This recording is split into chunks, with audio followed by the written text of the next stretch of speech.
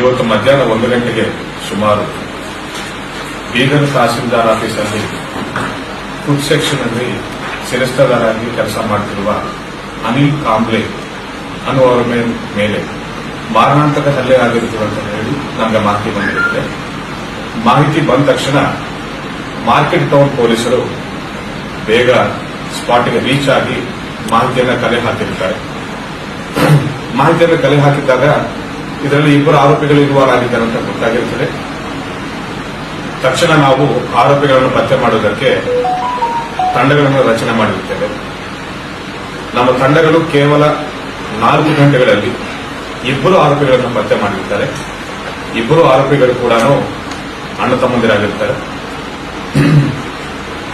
ಇದರಲ್ಲಿ A1 ಆರೋಪಿಯ ಹೆಂಡತಿ ಅದೇ ಆಫೀಸಲ್ಲಿ ಕೆಲಸ ಮಾಡ್ತಾ ಇರುತ್ತಾರೆ.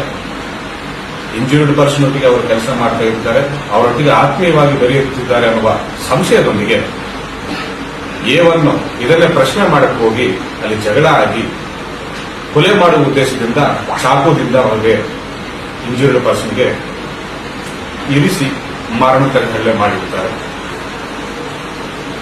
ಇಂಜೂರ್ಡ್ ಪರ್ಸನ್ ಹಾಸ್ಪಿಟಲ್ ಅಲ್ಲಿ ಅಡ್ಮಿಟ್ ಮಾಡಲಾಗಿರುತ್ತದೆ. Is for now out of danger. ಒಂದು 7-8 ಸ್ಟಿಚಸ್ ಆಗಿರುತ್ತವೆ. ಬಟ್ ಕಂಡೀಷನ್ ಸ್ಟೇಟ್ ಅಂತ ಡಾಕ್ಟರ್ ನಮಗೆ ತಿಳಿಸಿರುತ್ತಾರೆ.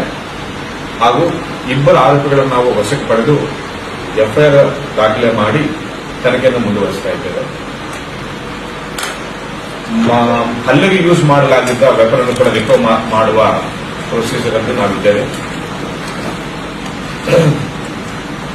Crime number 50/24 market police station under section 109, 132, 352 and SC/ST atrocities act ಕೂಡ ಅಟ್ರಾಕ್ಟ್ ಆಗ್ತಾ ಇದೆ ಈ ಕೇಸ್ಗೆ.